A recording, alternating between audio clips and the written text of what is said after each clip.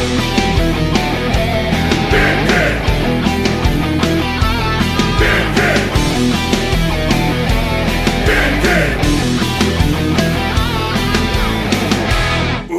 like Bandcave. Now we are live.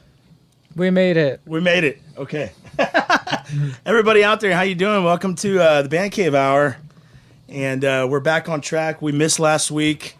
I'm staring at the microphone, not even looking at the camera. We missed last week, just busy as hell, but we're back on schedule now. We have Xavier Wilson with us today. How are you, sir? Pretty good. Not bad. I'm cutting weight for the fight. I got to weigh in tomorrow, so. I know, man. And tell us a little bit about all that stuff. And so the fight is Thursday. Yes, the fight is Thursday at Cowboys Dance Hall. Okay. Doors open at 6. They should definitely have some general admission and stuff. We're pretty much out of all the other tickets. Pretty much sold out. Oh man, that's great. Yeah, but we're gonna have some special for the show, so we'll get to that when we get to it. Yeah. We're gonna have a lot of stuff to go over. Yeah. So tell everybody and tell us too. I mean, this is my first time meeting you. How long you been fighting and boxing and everything and all this good stuff? Little background on yourself. Okay. Just getting into boxing, because I actually have a long history with martial arts in general, but just from boxing, I started when I was 20. That's the first time I went into a boxing gym. I went to Grady Brewers in Lawton, Oklahoma. That's actually where I started. I'm not from there. Okay. We'll get to that too. Don't worry about that. But about 7 months into training, I had my first fight, and then I had a bunch of amateur fights. I had about 14. I didn't have that many. I only had 14 that I decided to turn pro. That was after moving here. Mm-hmm. So I moved here and I continued my amateur career for a little bit. I turned pro, I think, in 2016? 16 or 15. Wow. So, and now I'm 10-0. I have one draw.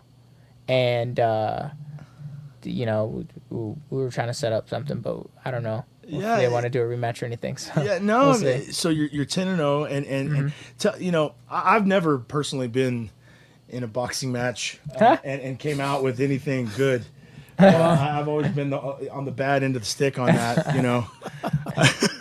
So I want to know, man, like boxing lingo, preparation, and just let's start with preparation for a fight. I mean, we see all these movies and all this. What is it? Tell us how is it? Is it really tough? Is it? Yeah, it hurt. I mean, what's it like to prepare for a fight? I guess what is the process? Okay, so first you have to temper yourself to become a fighter.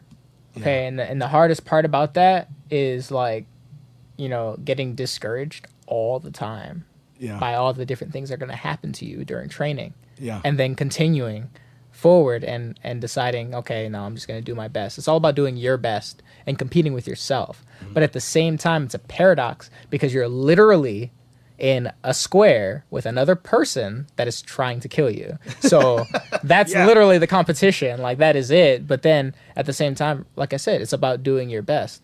Then again, you have to deal with the shame of losing and the heartbreak and all of that. But so it's all mental. Like people say it's 60-40, 70-30. I say it's 90% mental, 10% physical. But you need 100%.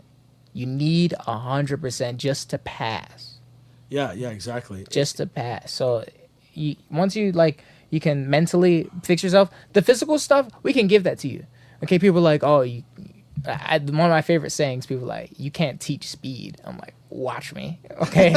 Watch me. I will teach you speed. I will teach you flexibility, balance, reflexes. You can teach all of that as long as they want to do it. But then you get to a point where somebody that's bad at head movement is practicing head movement, right? And then you have to live drill it. So when they start getting hit and they get discouraged, they get away from it. Yeah, you can't teach them head movement because they don't want to do it. But the person that really wants to do it, they'll be bad at it first, and they'll get better, and then they'll master it. And that's kind of the key. It's all about choices. Yeah. So I think that's the hardest part. Other people, once you get into that, I mean, obviously cutting weight is really hard.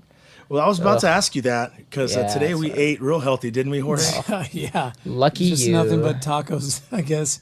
I love tacos. I'm trying to get back, trying to get back into the gym, and look all great for bikini season. But anyway, I'm acting stupid. Tell us, man, when does the diet have to start? And what can you eat? What can't you eat? Yeah. Okay, it definitely starts with a lifestyle change. Because when I first started boxing, like, I just said, you know what? And before I even got into the gym, I already knew I needed to be more lean and more. Not that I was overweight at all. I was never overweight, but I know I wanted to build lean muscle. Yeah. And I didn't want to get fat. So I said, of course, yeah. If I can interrupt for a second, Yeah. like, that's kind of what I was going to ask. Like, how did you get into, like, when was the, like, moment of, all right, I want to do this. Like, I want to take it to the next level. Because you're saying just now, like, you know what I mean? Like, when I first got into boxing, and I feel like there's definitely a bit of, like, in order to really, really, the lifestyle change implies a decision to take it to the next level. Yeah. So, like, when... Well, okay, so if we were to go back, so now we're getting to the history, which I've gone over before, but, I can go over it, in a little bit in detail. There's 2 times where I made the decision, okay? When I was little and when I was an adult. Now, when I was little, when I was 4 years old, okay, I saw a Bruce Lee movie, and I was like, I want to do that. I want to do that. And I would copy him all the time. I would concentrate, and they weren't supposed to let me into the class for karate. Yeah. My mom brought me to a karate place in her gym. She's been a personal trainer for like 20 years, so she was always in the gym and stuff. So I was there, and they said, "Oh, we don't take 4-year-olds," but they had their class, and I copied the entire class right outside of their door, and they saw me, and they were like, "Wow. All right, let's sign them up." So that's where I started, and I didn't get any black belts. I always moved schools, so I did I did 5-point Kempo karate was my first real school. I did a little bit of Kung Fu before that. And then I did Tien Shan Pai Kung Fu, and this is all in Baltimore, Maryland, where I'm from. Okay. I did a little bit of kickboxing, I learned a little Muay Thai from some people.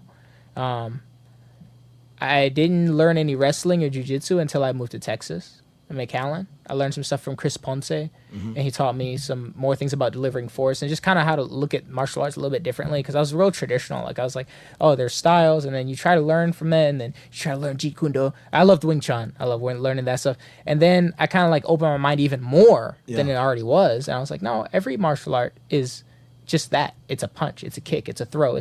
Like, they're all the same. It's just they all have their own methods of doing things. Yeah. So, or style, maybe even. Yeah. So, I mean, that's exactly what it's called. It's style. What style? What style do you have? And I started to look at boxing as a martial art, as well. And a lot of people don't.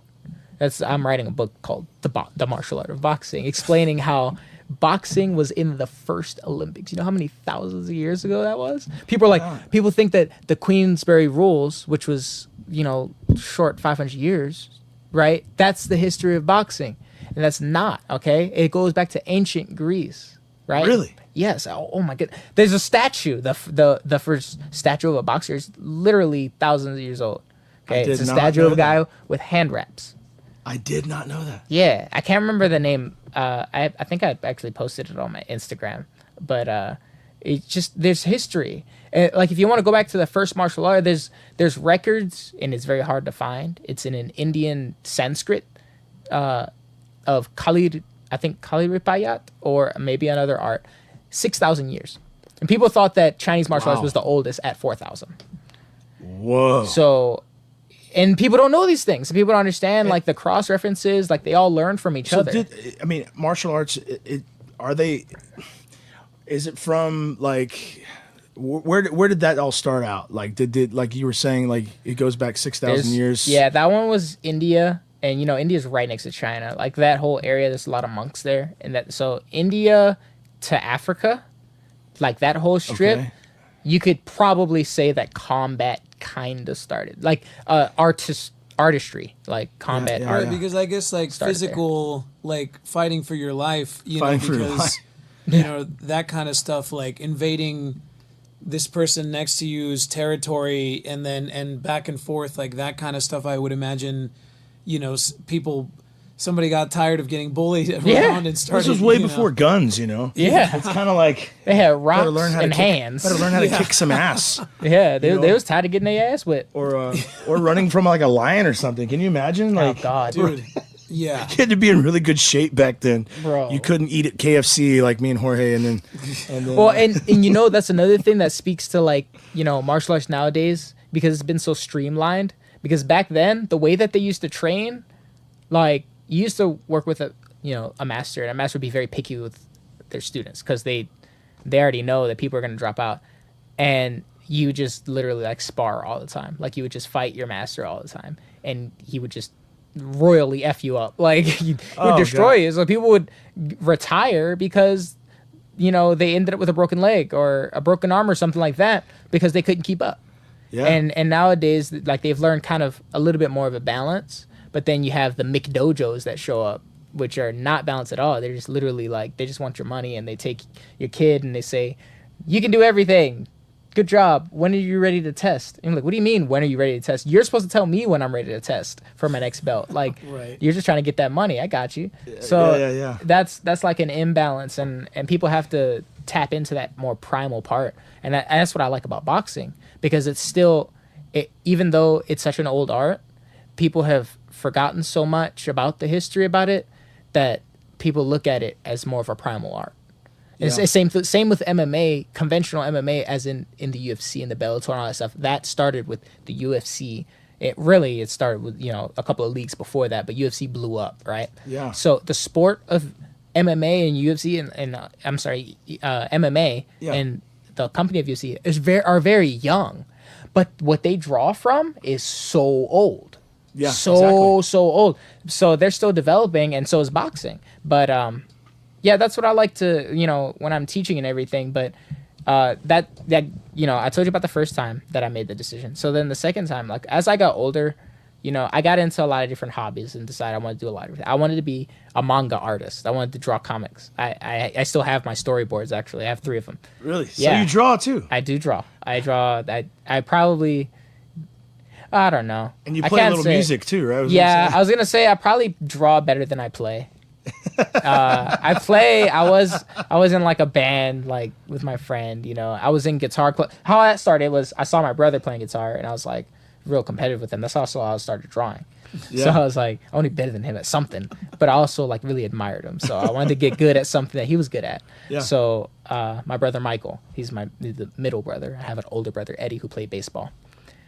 Anyway, I started with a guitar club in middle school, and then they liked me a lot, so I would come back even when I moved on to high school to help teach and be part of the program still.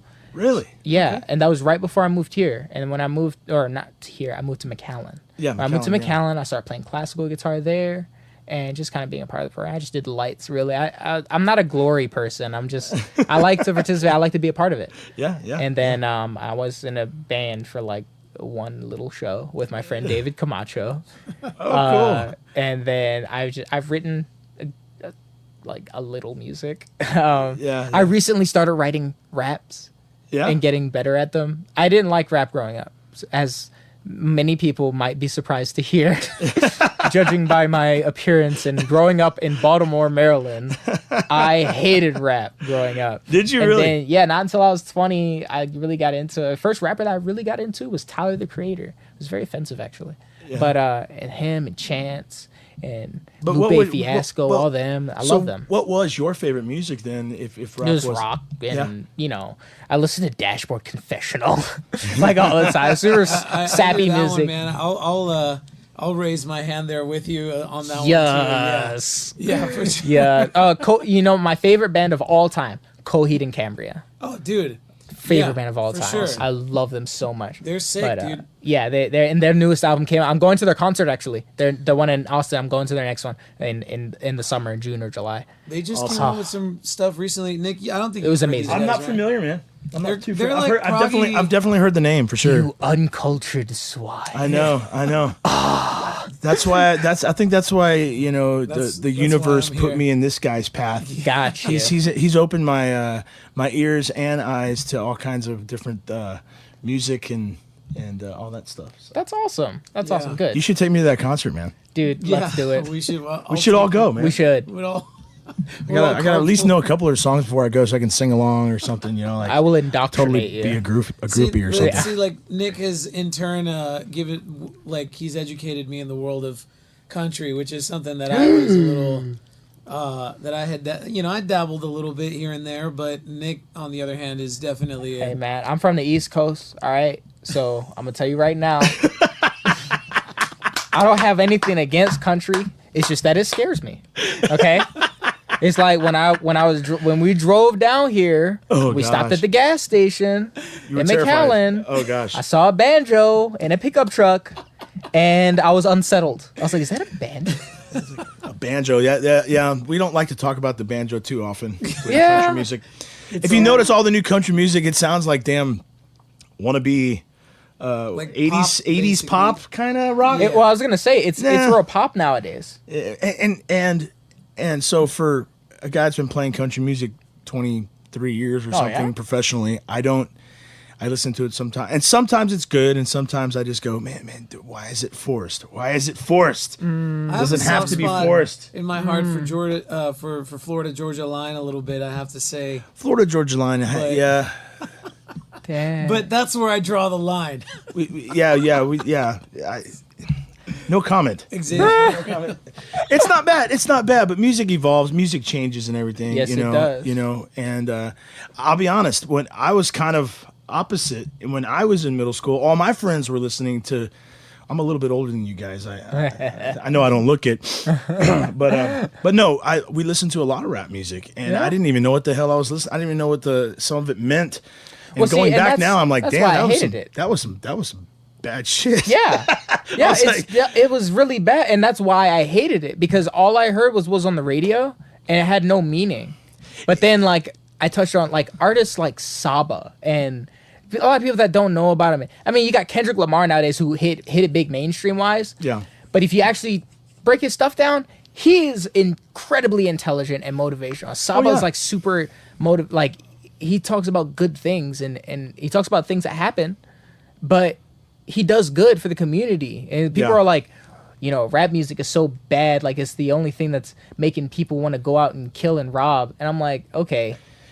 Some of it is, and then and I don't. That's the thing too. Some of rock music does the same exact thing. That's Y'all the thing. Say nothing, Pigeonholed, Yeah. not every.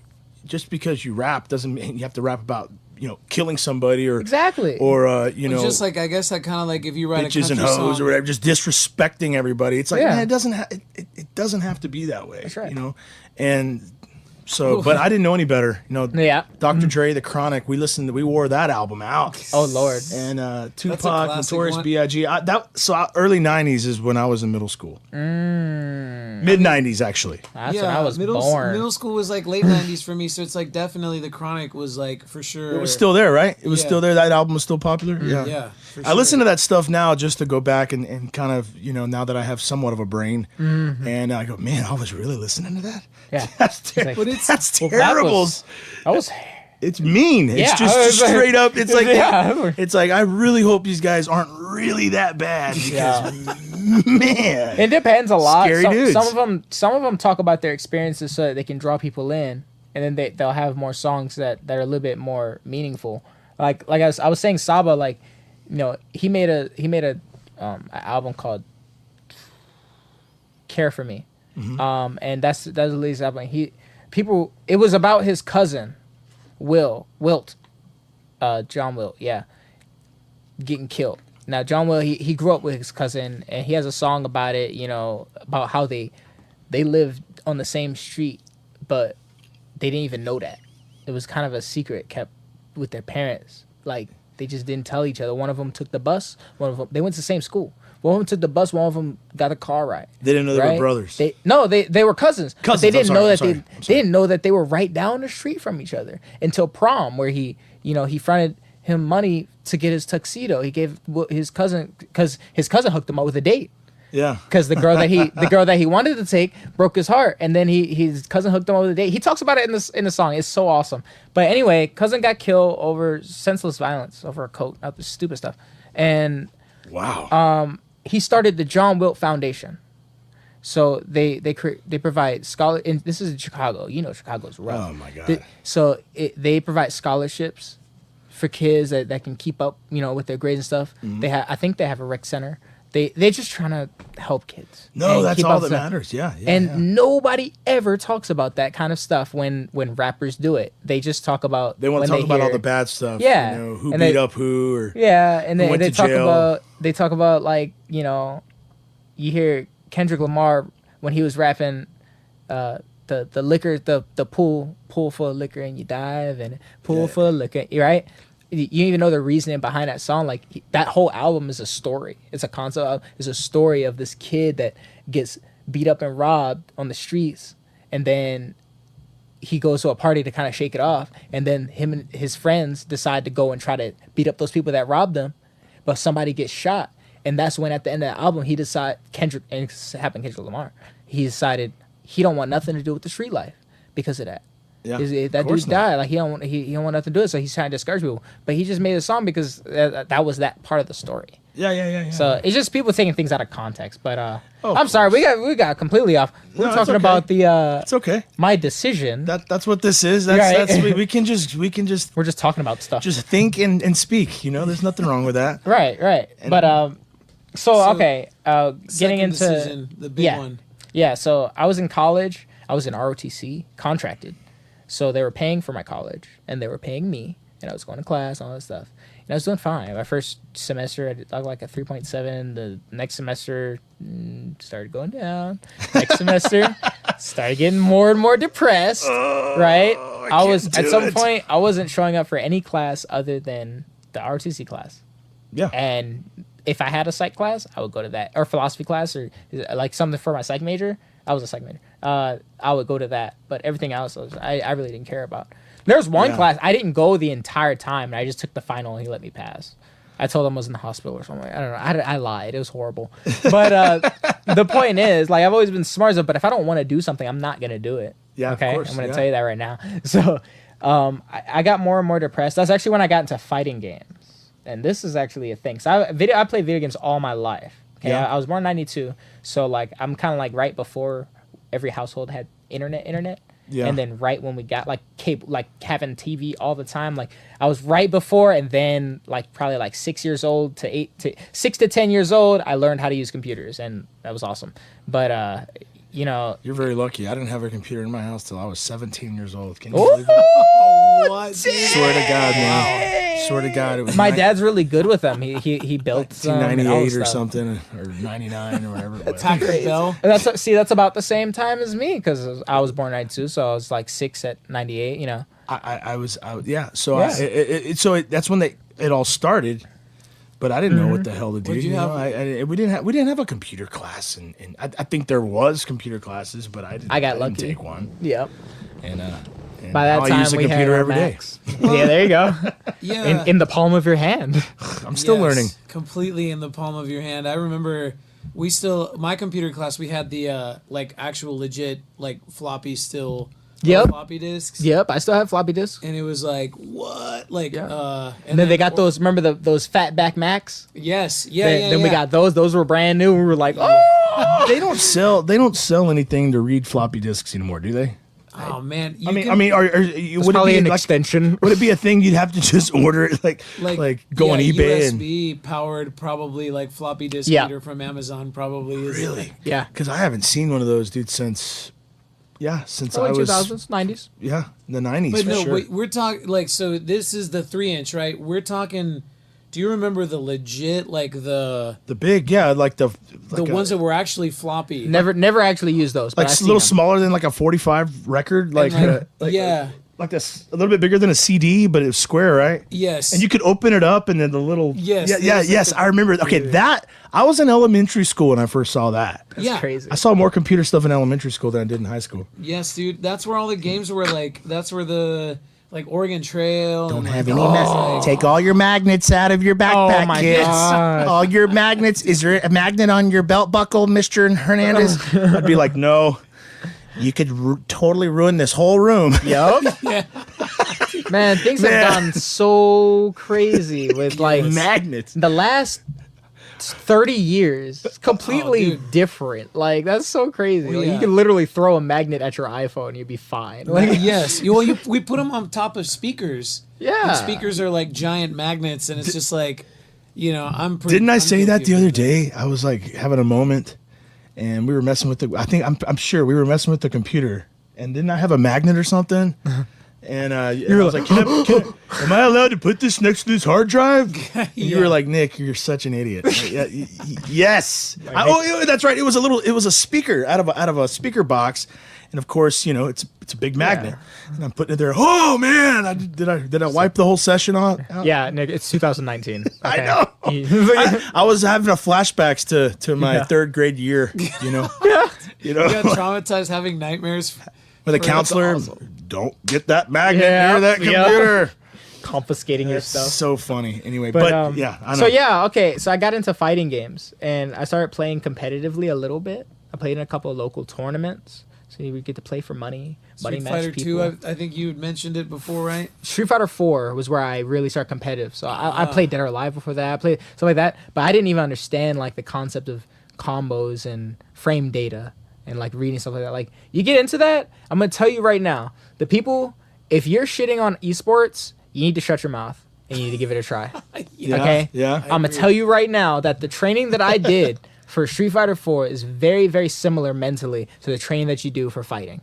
Because you're dominating another person, okay? The another person is trying to control the character to hit you, land hits, beat you, and style on you, okay? The biggest thing is to express yourself through your martial art with fighting. And that's the same thing in these fighting games. You choose a character that speaks to you, that you feel, and then you learn their friend, you learn these combos. And people think that, you learn combos, it's easy, you just mash the buttons in the right order. No, it is timing. I'm gonna tell you right now, Street Fighter 4 had one frame links to where if you press one punch and then you press another punch, you have to press it within a 60th of a second of the punch ending for the next punch to hit, or else the other person can block.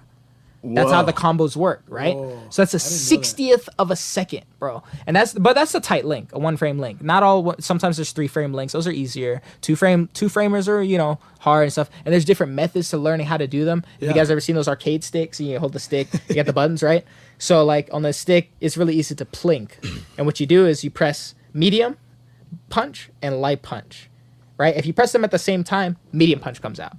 So what you do is within time it. Well, within a 60th of a second, if I know that I press heavy punch and then medium punch can link, but it's one frame link, is really hard.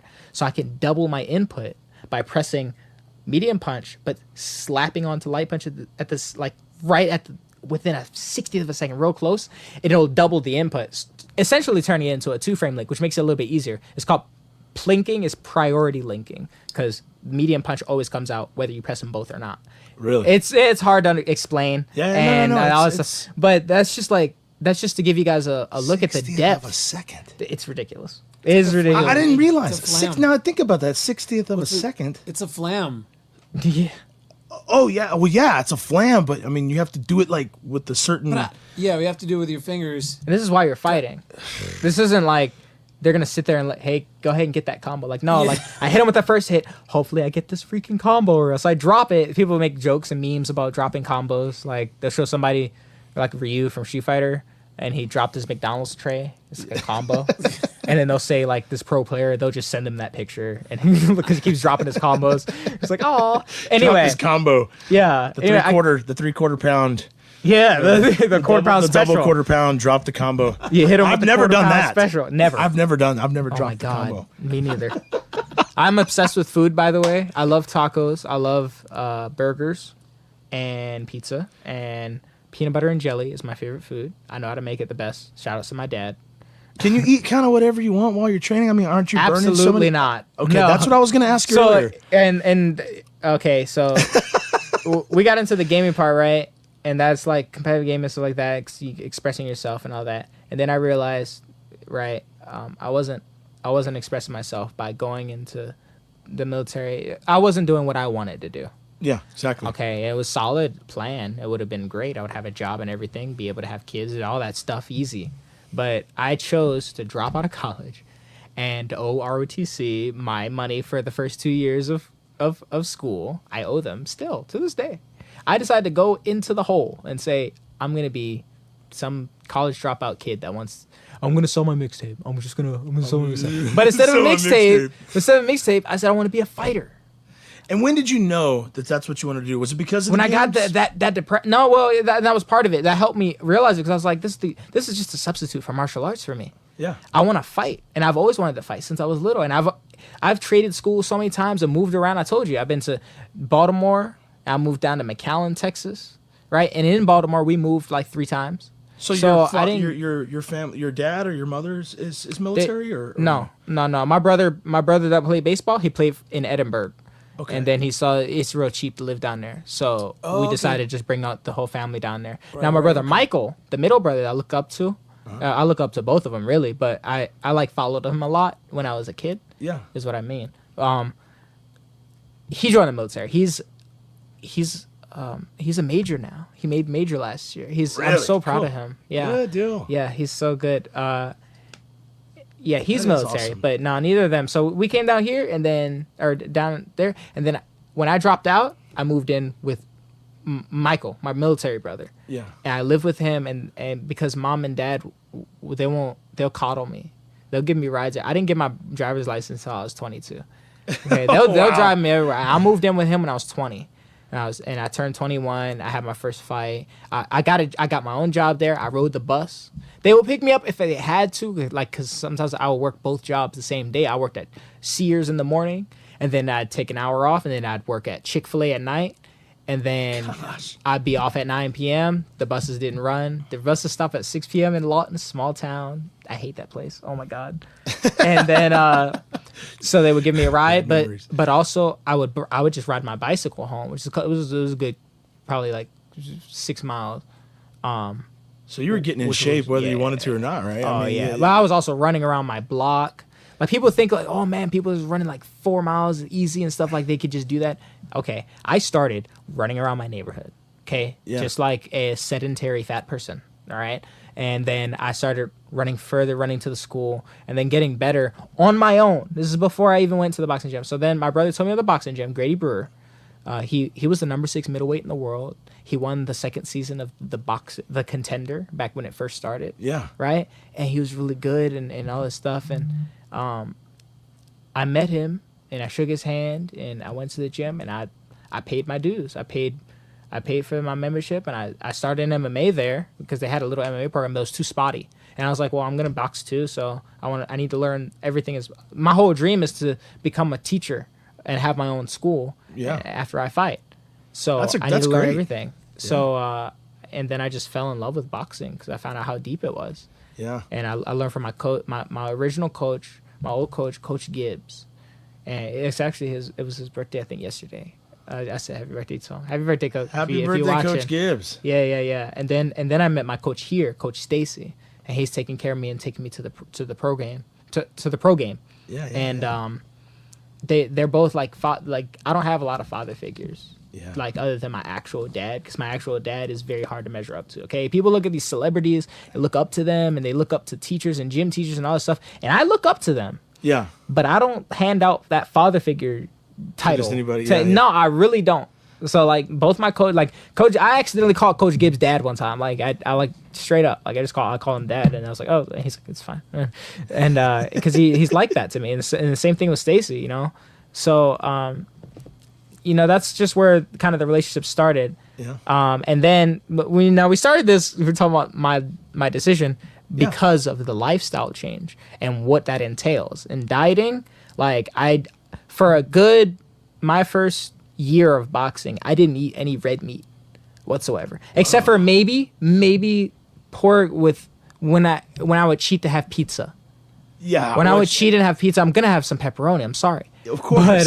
But otherwise, even like my breakfast foods, I wouldn't even do sausage or anything. Like I would just do red meat for a year. Yeah, chicken and fish. Chicken and fish for like a year. Now you temper yourself and you learn things. The biggest thing that's so counterintuitive, which is actually what a rapper was talking about. He said, people see me live this disciplined lifestyle, and they say, you don't have any freedom because you're stuck in all this discipline. That's completely counterintuitive to the truth, because the truth is I have all this freedom because I have all this discipline.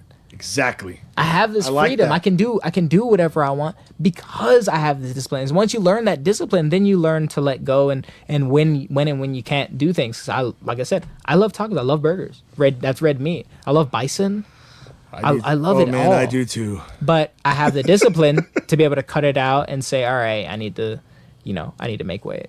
I need to train properly for this fight and maintain my body properly. So, all that stuff, like, and then you get motivation from different places everywhere. Yeah. Like, I get motivation from people that tell me, they believe in me. And then I also get motivation from people that keep trying even though they don't have everything. Like one of my biggest motivators is Marshall Marks. He's an amateur boxer. Okay, and this dude ain't got no legs. And so they started amateur boxing with Shaman. And Shaman started it. Amateur amputee boxing. Because it wasn't part of USA Boxing. USA Boxing bought him out because he made it. They said no at first. And he created it, and then they bought it out because it was succeeding. So part of his first couple of shows, I introduced Marshall to him, and Marshall couldn't get a fight 'cause he's a double amputee. Yeah. Okay, so nobody in MMA wanted to fight him now. It could happen, but nobody wanted to fight him. Think about it. Like, if you beat him, you beat an amputee, and if you lost, you lost to an amputee. Like, you lost to a dude with no leg. Like, nobody wanted to take that risk, especially because my man's had real, like, he will actually slap the shit out of you, dude. Like, he'll grab you, you're like, ah! Like, you can't get away, bro. It's over. He got strong hands because he'd be walking on his hands sometimes. Like, come on. Anyway, wow. I was there. I've coached him for most of his fights.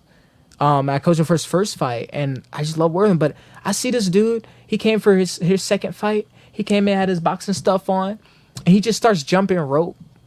Wow. This dude has no legs. How did that? And you got people in the gym. I can point out right now. We can go to UFC gym right now, and everybody else is gonna start doing jump rope, right? Yeah. Okay, and then there's gonna be some people that like, I can't do jump rope. Yeah. I'm gonna look at them like, oh, you can, huh? oh yeah. Well, there's a guy over there with no legs that can do it, so you better fix it and figure it out. But anyway, that's one of the biggest motivators for me.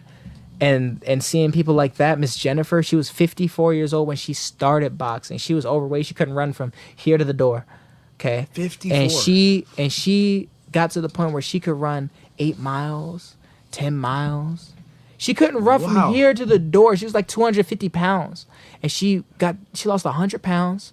And then we had her. She was sparring, real sparring, like sparring with younger people and girls and boys. And she loved boxing. She supported me for a lot of my career, actually. She actually gave me private lessons because I couldn't pay for them myself. Yeah. And the people that are around me that believe in me, that's part of the... So she started at 54 years old. Yeah. Well, I wonder 52 or 54, either way. I wonder if it was just like, you know what? I'm going to do this now and that's it. Or was it just like... She just fell in love with it. That is so cool, man. But seeing that, and then those people crazy. believing in me and giving me support, and there's a million other people I can name that do it. And then... the intrinsic motivation, just seeing things like watching Bruce Lee, watching all these different martial artists, and then watching boxers and seeing their story, really looking at them, right? Not just looking at what the media shows you. Like, look them up. And then, anime, watching Dragon Ball. Yeah. Right? Watching Goku and Vegeta, watching Goku train all day. Like, of course, like as a kid, I was like, I want to fight like Goku. That's amazing. I want to fight. Yeah. Hajime no Ippo is an anime about boxing.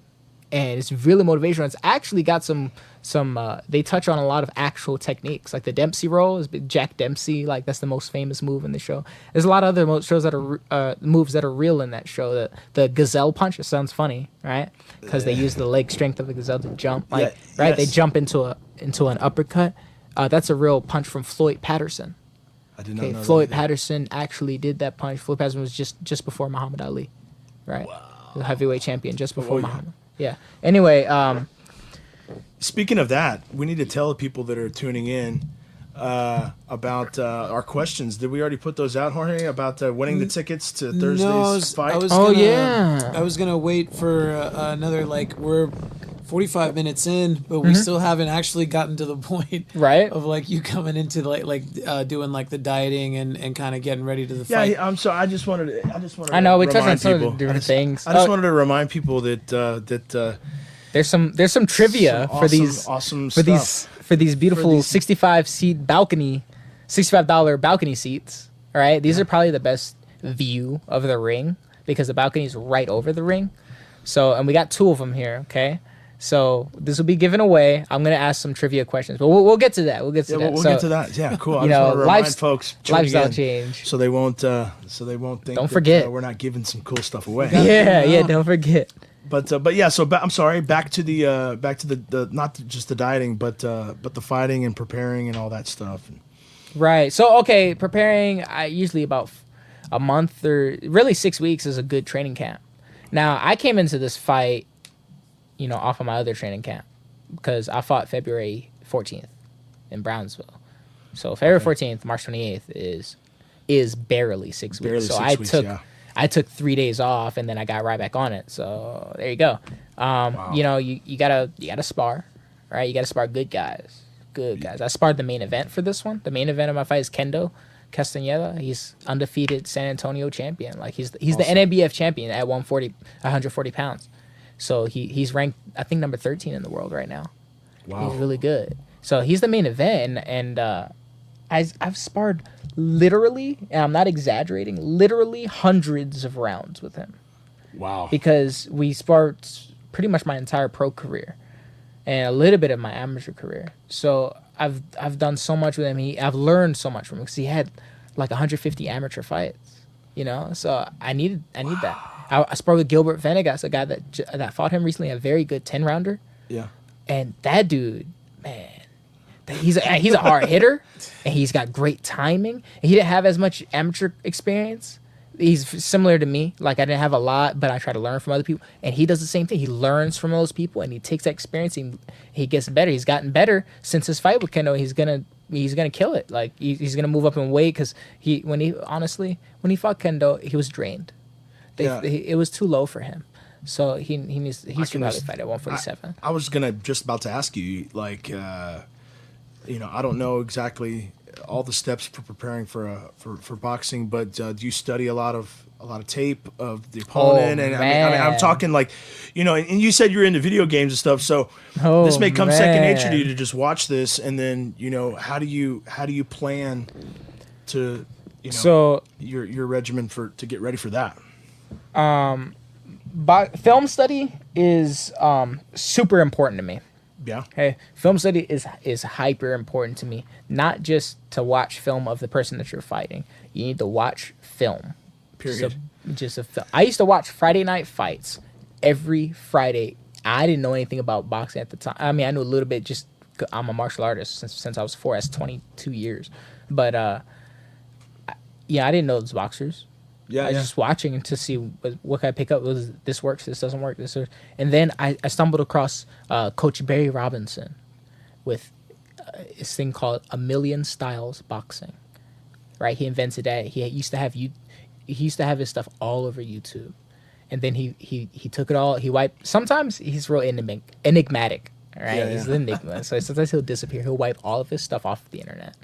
And he still has it, obviously, but then he'll open up his account again like a year later or something. Anyway, Wow. he has his own website now, so you have to actually pay a membership to see all these film studies, and it is more than worth it because you'll see like a fight and somebody will, they'll be moving, going like this, and they'll feint, and they'll 1, 2, here, right, and then they'll end up hugging, right, clinching. Yeah. And first of all, people don't understand that clinching is not illegal. Excessive clinching and holding is. Clinching is actually a part of boxing. There's certain techniques that you do in that you don't see. So what this dude would do is he would pause it, and he had a Mac, right? So he would like frame by frame through these videos and show you, okay, look, Roberto Duran's perfect clinch example, right? Yeah. He would touch one hand, right? And his head would be on this side, and the other guy's head would be on this side. So he's like, all right, I'm going to use my right hand. He would touch it, right hand, come out the middle. And then he'll switch sides and guide the person's head to certain places so that he could hit them, so he could deliver these punches. That's real martial arts right there. Those are techniques that it's not just drilling like, like, oh, I'm going to drill my punches. Make sure my punches are good. Make sure I have a good one. Make sure I have a good one too. Like, this is strategy. This is like, all right, so when the head's over here, and I hook them and they go under. Yeah. Instead of just missing the hook, I'm going to turn that hook into head control, holding their head this way, and then hit them with this one. Boom. Right? Yes. That's a mental change. And part of that mental, you know, it comes from training camp, and that's a big thing. So, like, you need to be able to, you need to know what to look for. Yes, yeah, But I would you be need totally to be, lost. yeah. Because a lot of people watch boxing, like, okay, a perfect example, you watch the Pacquiao-Mayweather fight. That was a fun fight for me to watch, for me. And I understand that it wasn't an exciting fight for everyone. Like, it didn't have, like, knockdowns and crazy stuff happening. But the way that Mayweather was changing rhythm to mess up Pacquiao's rhythm, because Pacquiao started doing some real clever shit. Yeah. He started doing some real clever stuff. That's how he caught him. And that's what, and Mayweather, even after the fight, he said, you know, there's little things that Pacquiao does in the ring that a lot of people don't understand, don't know. And that's what makes him great. He truly is great. Yeah. There's another thing about Mayweather you don't see is that he's actually very respectful to his opponents. After every fight, he tells them, that was a great fight. This person's a great fighter. He told Canelo after he beat him, after he beat Canelo's ass, and Canelo fouled him twice. Remember, Canelo freaking bumped his shoulder, and he hit him low, super low. Yeah. Super low. On purpose. It looked real on purpose. Like, it was his leg, dude. Anyway, he told him, you're the future of boxing. And look, today, he is. He told him, he said, you're the future. This is a great world champion. You're the future of boxing. But everybody always talks about Floyd Mayweather talking trash. Anyway, that's a different subject. That's a different subject. That's totally different. I don't even want to get into the persona of boxing and everybody. Because if you want to go back, man, Muhammad Ali was almost as hated as Floyd Mayweather. Oh yeah, he was almost as hated as Floyd, not just for the draft and the draft dodging, but before that, just talking shit, man. Oh, well, that was his thing. He came up talking. He said, "Sonny Liston, you're done. It's over." He called out the round that he's gonna knock him out in, and then he did it. That was the tripped out part. Anyway, the lifestyle change, stuff like that started. That really started with Gibbs. Gibbs really, mental change. Like, Gibbs would say some crazy stuff, man. He would say he said, "Look, when you're in the ring, you know, what's the referee's job?" And then to make sure he followed the rules, he's like, the referee's job is to stop the homicide. Yeah. Okay. Yeah, exactly. Your job, what's your job? To commit a homicide. If you get real technical, legally, if that person dies, they sign a contract. Yeah. It's legal. You don't go to jail. Do it. Do your best. After the fight, y'all can be friends. I don't care. When you get in the ring, what's the referee's job? To stop the homicide. What's your job? Kill him. I never looked at it that way, man. It's true. That's why they used to call them killers. Like Rocky IV, right? Hey, killer. Yeah, remember? Oh, yeah. Ivan? Yeah, Ivan Drago. Kill my boy. I must break you. What is Throw in the damn time. Throw in the time. Throw in the damn time. I love that movie. But that could happen, right? Yeah, I mean, you can die in there. I mean, you risk your life every time you step into those ropes. You don't know what the other person can do to you or what might happen by mistake. And the thing is, they're trying to kill you on purpose. That's the thing. They're trying to kill you. But the point is, he would say some stuff like that, and that triggered. You know, I was like, okay. He would say he used to say, listen, when you in there, you gotta whip them, okay, and you gotta beat them. Now, when a dog does something. The dog does something. You train a dog. Dog does something you're not supposed to do. You can't talk to him. You got to beat him. You got to beat them like a dog and whip them like a slave. God dang. That's the kind of and people try to get racial about it. I'm like, calm down. Calm down. Yeah. That's ridiculous. Everybody was slaves, but. Yeah, I know exactly. that was real fresh. That was a little soon, but he was like, beat him like a dog. And whip him like a slave. Gosh. That's Coach Gibbs. He's in that mentality change, and then you have the duality because that's in the ring, and then out of the ring. You know, you just be who you are, but you have to learn how to change that. Does the adrenaline just take over, or how are your nerves before a fight? Like, do you get kind of the butterflies, sick to your stomach, almost kind of throw up, or are you just so ready to go you don't care, or is it all mental, like you said, or is you're just more focused here?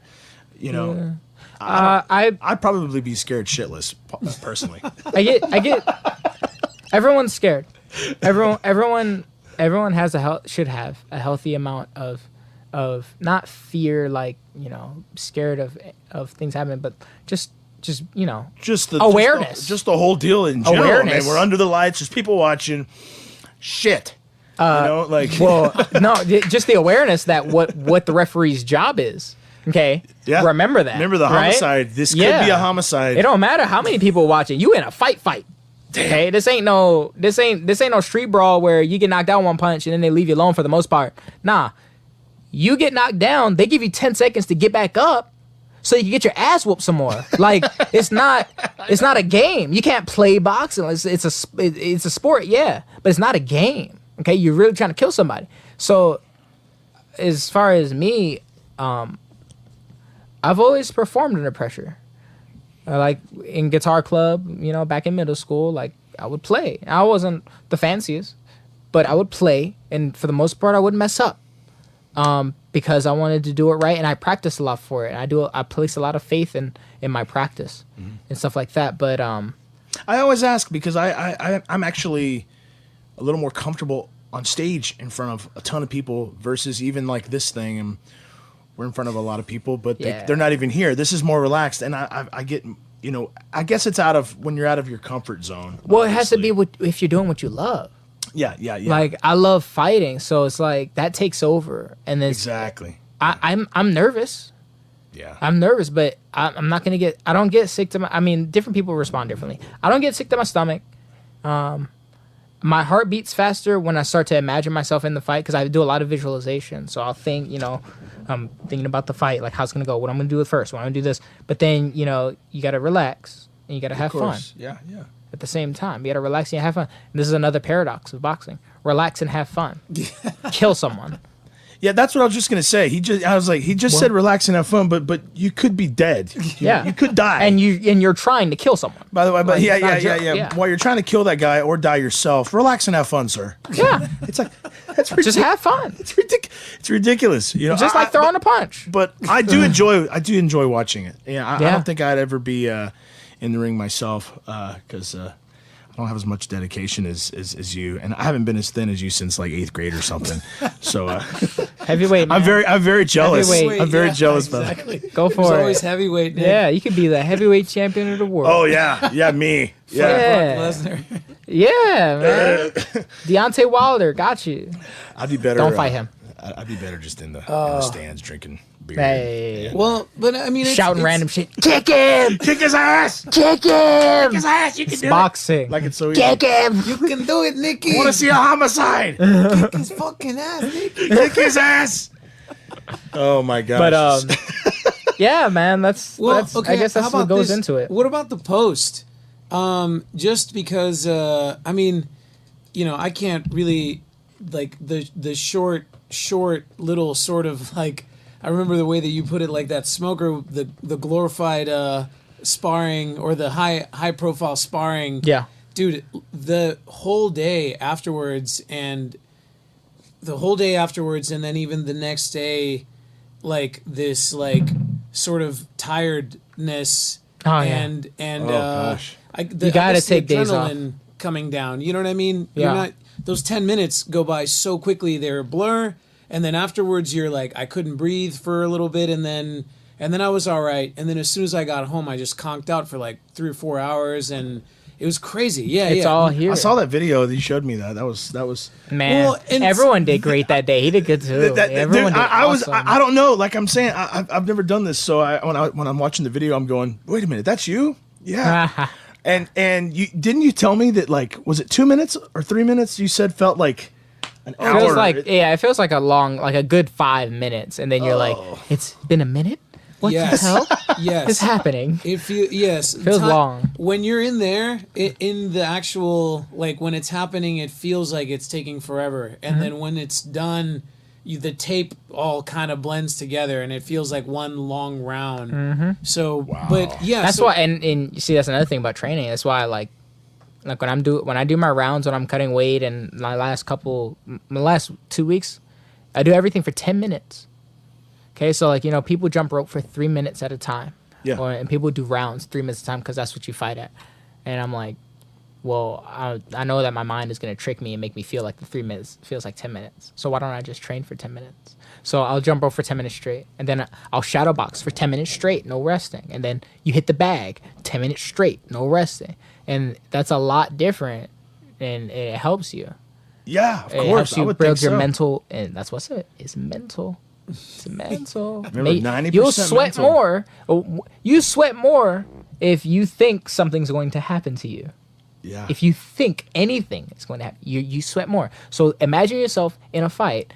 First of all, you already think that you're going to die. And then second of all, you see the person in front of you about to throw a punch, right? They're like, as soon as they faint, I just thought I was going to get hit. And now and that was literally a millisecond of time. In the next second, you might not be getting hit. The next second, you actually get hit. The next second, you got hit in the body. Now you can't breathe. The next second, you think they move. You throw a punch and they make you miss. And then you're like discouraged. And you're like, man, I can't even hit him back. Yeah. There's just so much. I got to rethink this whole thing. Rethinking your whole life. I don't want to die. Yeah. It should. I'd probably just fall down. Just tap him. and just 10 seconds counted off. Go ahead. Tap. Yep. Take a knee. But after 10 seconds or something. No, yeah, but I have a lot of respect, man, for the dedication and for the sport. And that's why I'm asking all these goofy questions. You're probably going, this guy's an idiot, man. No, these are great questions. I'm trying to kind of dumb it down for people tuning in that have no idea. Because I'll be honest, I've never asked these questions to anybody. And I've known people that have done this before. I just...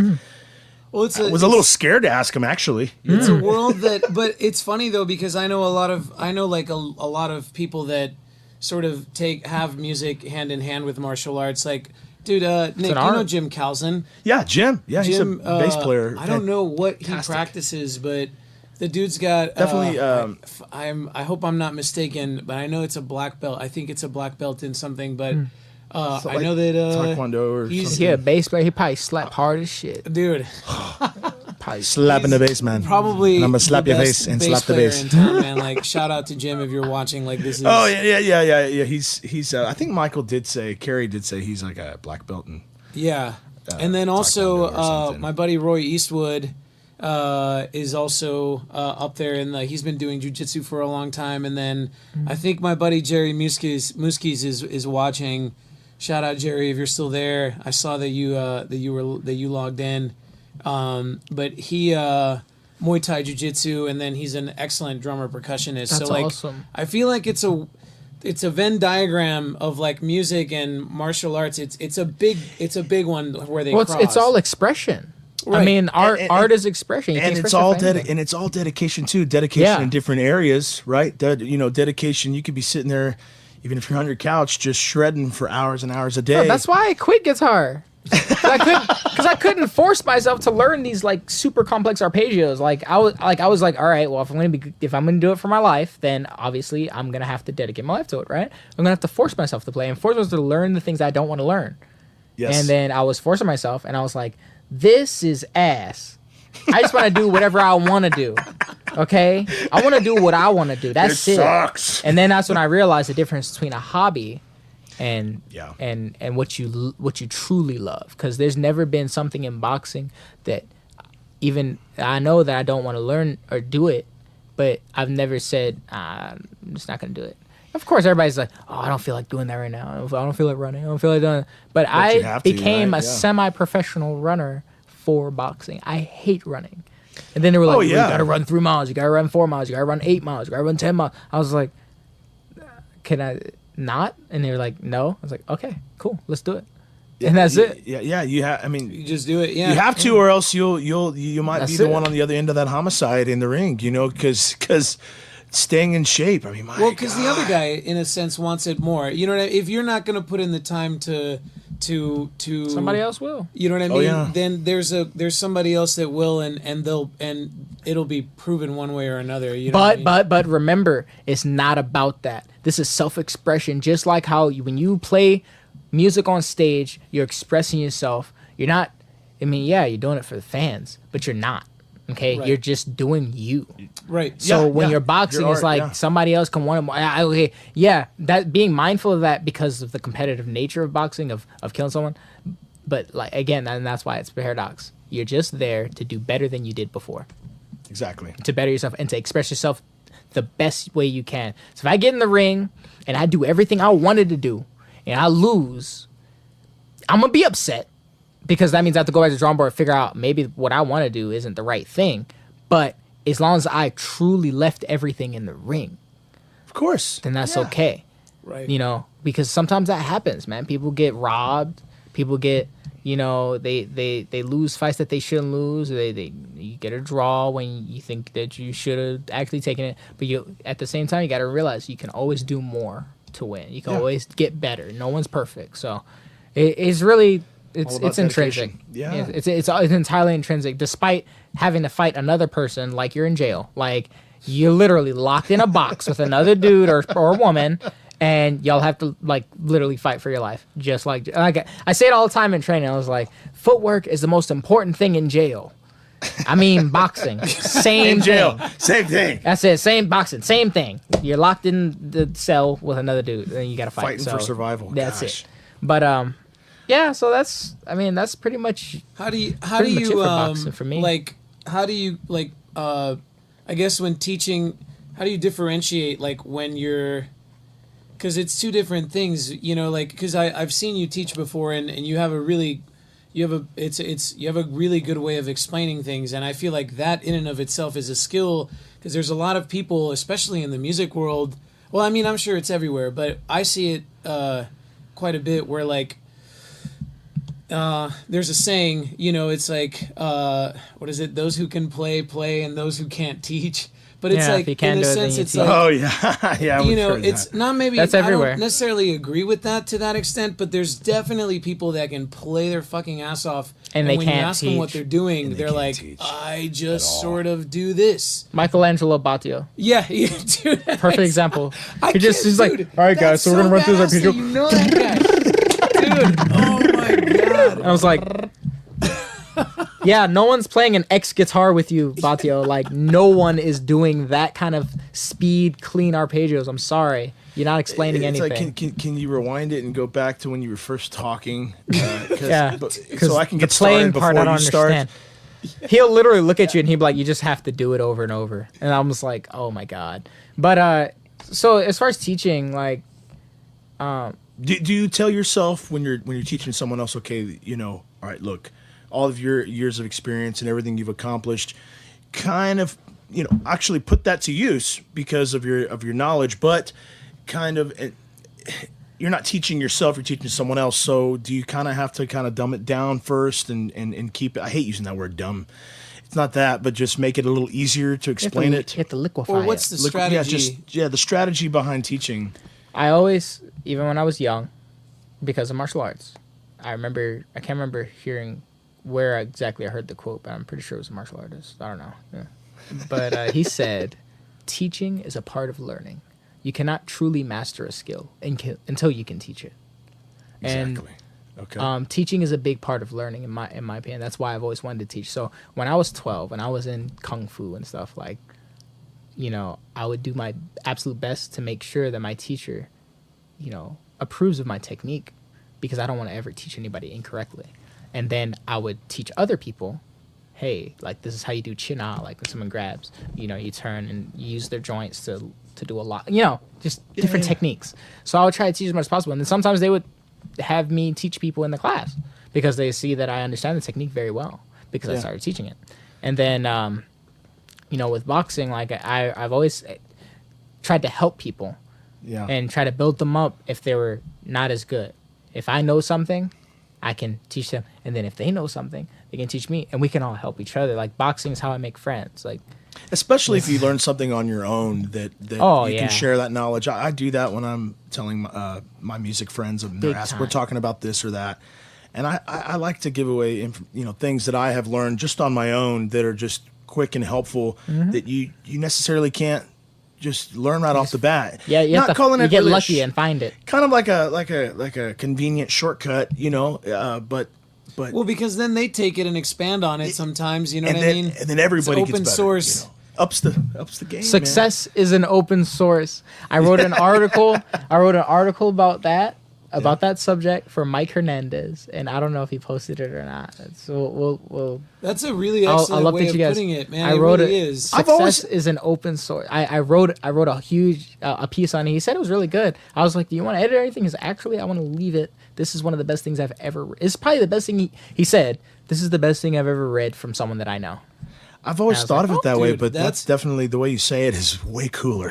Yeah, for sure. It's so true though, man, and it actually scares me sometimes. In fact, I have. Weren't we saying that the other day, Jorge? I think I was telling Clay something, or I can't remember, and you were like, "Don't give away all your secrets." Right. Well, I mean, it's kinda can't true. You I gotta mean- keep one, right? You Right. gotta keep one, but like we got I'm saying, if that you're back pocket. if you're in a community and you're in a situation where like a little bit of information can help somebody's life out, Let it go. then why not? And because they're gonna do the same at some point with somebody else that's gonna come back around. Well, you know what? And see, that's what I touched on in my article. There was a quote about life. It said, "The meaning of life is to find your purpose, your thing, and then the purpose of life is to give it away." And that quote, if you look it up, is actually uncredited. Now you see it on Facebook posts.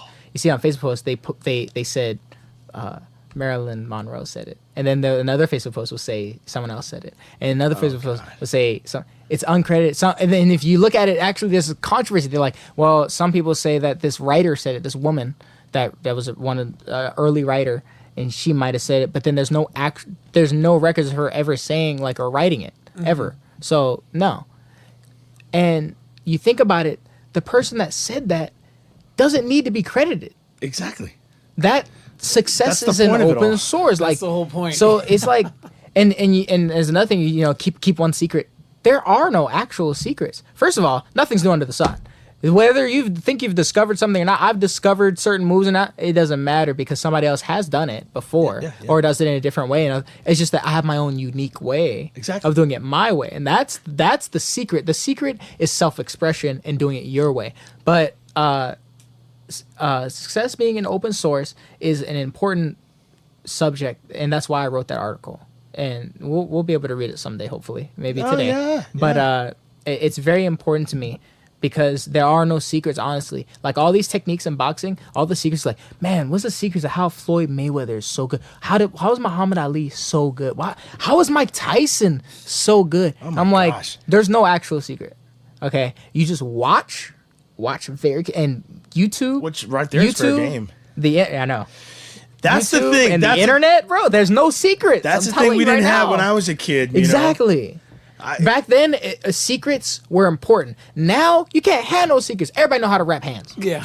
Everybody knows how Stitch raps hands now. Everybody knows the little tricks, and then that on top of everyone helping each other. Video doing Yeah. It's over with. But that's what I think. And think about how amazing it is now. Pretty much anything we could ever think of in our whole life, an old cartoon, anything. I just want to see what that looks like again. I mean, it's a click away. We didn't have that as, and I never thought that I would do it as much as I do now. But learning tunes and cover songs and stuff, man, YouTube's our best friend. Oh, yeah. Because instead of just sitting there and going, no, there's a program. I think it's called Chordify. It's an app on iPhone. I didn't know this And either. Okay. I'm telling you right now, this is an amazing app. It'll transcribe the sound of a video to notes. Now, it's not 100% accurate, but it'll give you the key, basically, of a song. So, look, I put on what song was it? Right, dude, it's amazing. Like, it got me playing so much more popular songs because I don't like learning like we don't pop have to music. work anymore that hard. It's amazing. I don't like learning like pop music and stuff like that. I learned like Alicia Keys song. Yeah. Like I saw the tabs for it and I was playing. I was like, and then this Chordify, it plays and it shows you the notes as the song is playing it, and you can like rewind it. Okay, G, A. Like if you know your G, your A, and if you don't, it actually tells you like one of the variations of G. So I can do like it'll turn into tablarize. It'll tablarize the note, and then it'll just say the note. And then it'll say the next note A, and then it'll say the next note C flat, all this stuff. Some of them aren't. It's not 100% accurate. Yeah. It's not 100% accurate, but it gives you the key. Like I learned so many jazz songs and stuff like that, like the key of it, because it's not. I gotta download this app. Stat. I think it's called Chordify. Stat. Dead serious. This is all of our like the songs best thing. time and a half. I even need it for my own songs. Chordify. That If I've you're written out that there I've forgotten. listening, please That's awesome. sponsor us. Yes. Hey, imagine an app for boxing like that. You know, I wrote up one. a video that's kind of, I don't even know how that would work. A video that watches you or watches someone else. Well, one thing I will say that I found in common with like boxing and music, one thing is like combinations are to me like rhythm. Scales and chords. To me, that's sort of the relationship that I can, because like in order for you to make a certain melodies, you know, you need to, well, what key do you want it in? Well, and do you want it major, minor? So there's these guidelines that you have. And so then with boxing, it's the same thing where it's like, well, are you orthodox? Are you southpaw? Like, you know what I mean? Mm-hmm. Are you fighting somebody that's, you know, and then like this different combination of footwork with this different combination of punches work for this situation, just like how this chord and this melody will, or like this scale and this melody will work over this chord. And the thing is, you learn that at first, but you know, as a musical student, the more you know and the more you learn, the more you get intrinsically, the less you actually have to do that. Because I don't have to think about, you know, whether I'm southpaw or not so much as whether I have leverage or not. Right. You get the baseline of what it is. And then, you know, you're obviously training for a fight, you know, because this kind of touches on what Jorge's saying. You know, let's say you're training for a fight, and you yourself, at least me, for instance, you would get into a rhythm everyday training, and do you try to keep that open because you don't really know exactly how that's going to be the day of the fight? You know, does that screw you up? Like, oh man, I thought this guy was going to do this, and that's why you don't train. Like, I don't like training moves like. Just moves. Like, okay, when you train, you have to train moves, right? Yeah, of course. So like you do a step around to the side, 2, 3, right? Step around, 2, 3, right? So you have to advance the drill. That's what we call advancing the drill. When you advance the drill, you make it more fluid, realistic, and more organic, right? It's alive. So it changes. Do you kind of gauge that? Like, do you go back to the film of maybe whoever you're fighting and go, okay, I'm gonna train a certain way for that. Principle wise, yes. You don't just say, oh, I'm just gonna duck his overhand and do this. Like, no, you know the guy wants to land an overhand. So hey, let's try to fight like let's try to fight at a distance. Maybe to bait it out. That way you don't feel like if he doesn't throw it, then what? Yeah, then you kind of if you fight, okay, now I'm fighting. I'm still if I did by principle, I'm still fighting on the outside. Like, I'm comfortable. We good. You don't want to throw overhand, good. Eat these punches on the outside, then that's fine. But if I say, all right, go in that first round, duck the overhand, go to the body. It was like, well, I came back in the corner with my ass fucking beat, and I'm like, well, coach, he didn't throw a single overhand. He's like, I know, we should have done something else. And I'm like, well, that's because your style isn't organic. It's not living. Yeah, you have to be alive. You have to adapt as it's happening. Yeah, exactly. It's all about adaptation. So life is about rhythm and change. And change of rhythm. Well, yeah. Rhythm of doing something over and over again, because in boxing you have to do something over and over again, and then change it. That's what life. I could literally apply that to everything in life. I think that's probably what I'll write because Mike Hernandez wants me to write 2 pieces so that he can release them back to back. I think I'm going to write my second piece about rhythm. That's great, man. Yeah. It's a fundamental. I'm glad thing in life, man. We did really this, is. man. You know, a lot of. He's not just a boxer, man. Jorge, this guy's. For those of y'all tuning in, we're with Xavier Wilson, awesome boxer, plays guitar, like amazing with video games. You know, military, ROTC, college. I mean, this guy. Y'all need to watch this whole thing. This is cool. This is cool. I'm getting kind of a. Dude, well, I was gonna say, let's take a little break. We've got 8 people watching right now. 2 of them probably being us. That's all right. So, at least somebody's watching. And a lot more we should try and give away these later, tickets. sure. And then I was gonna say, man, some horror stories or some funny, some horror stories from the ring. I would love to. We gotta have at least one, right? We gotta hear at least one of the bad one. Well, maybe a good one. Or maybe it was a horror story for the opponent. Really, I don't know. Really good one, yeah. Was it? We don't want to. If it's homicide, I don't know. You know. Yeah, no. It was close to homicide. I thought I was gonna die. I don't know, man. There's some crazy stuff that's happened out there. I mean, I'm gonna tell you right now. There's so many times where I've gone into a fight with every reason to lose the fight. Like, really, every reason to lose a fight. Like, I fought. In fact, that was the one where I had my draw. But I'm gonna be honest. I thought I won that fight. And everyone watching thought I won the fight 5-1. Wow. And like it was a 6-rounder. I hurt the guy like 3 times. Like I had him, you know, I was moving forward. I wasn't against the road. There's no reason I thought why I should have lost the fight. But, you know, he also did some good things too. And there's always more than I can do to win. So, you know, I take that as a lesson and I'm going to do better. But anyway, going into that fight, my dog died. My dog, Apollo, died in the summer while I was running with him. He died of heat stroke. He died. His heart gave out. And Wow. there's so much goes into that. I raised him since he was 6 weeks, like, but they found them in a dumpster. They found a bunch of puppies in a dumpster, just covered in shit, and this and that. And they cleaned them up. He had a little bald spot on his tail because of the infection from all the poop in their box. Yeah. But they cleaned him up, and it grew back, and he was the best. He's the best dog I've ever had. I loved him like a son, and it just really hurt. It really hurts. It still hurts today. Yeah, I'm sure it does, man. And he died. And also I was kind of going through a breakup with an awesome person, and I broke up with them, and it was something that I needed to do, but I had all these reasons. Yeah. I had all these things like, man, I shouldn't be able to focus, shouldn't be able to concentrate, shouldn't be able to do this, shouldn't be able to do that.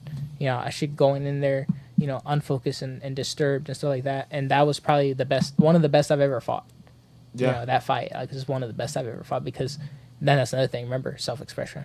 Yeah. So that's the happiest I've ever been, is in the ring. I remember that's what happened after my first fight. My first fight, because I fought, you know, in the amateur stuff, like, the pros is a different level. And I fought, and after that, I mean, I already knew what I wanted to do and all that stuff, but it was a dream come true. It was like, this is what I want to do. Like, I love fighting. I just love fighting. I just love it. But wow. So you thought going into that fight, you were just down. Life was pulling you down, and you were thinking, I'm probably going to lose this fight. But then, as the fight, when it started, then towards the end and everything, you're thinking, I beat this guy. Is that what you're saying? Not exactly. I've never gone into a fight thinking that I will lose. Okay. It's just that sometimes you look at the things around you and they can make you nervous, because it's like I've gone to fight with injuries. Yeah. Right. I've gone to a fight with I'm gonna tell you right now, something always goes wrong. Like, one time I lost some front row tickets, and those are very expensive. Ooh. I lost like 4 of them. Luckily, and I try to stay positive. You know, I always try to stay positive. So luckily, I knew exactly what seats they were. I knew exactly who I sold them to. I gave their name to the promoter, and I told him, you're not going to see these tickets, but I have the money for them. So can you please write down, I have their first and last name of every ticket and their seat number.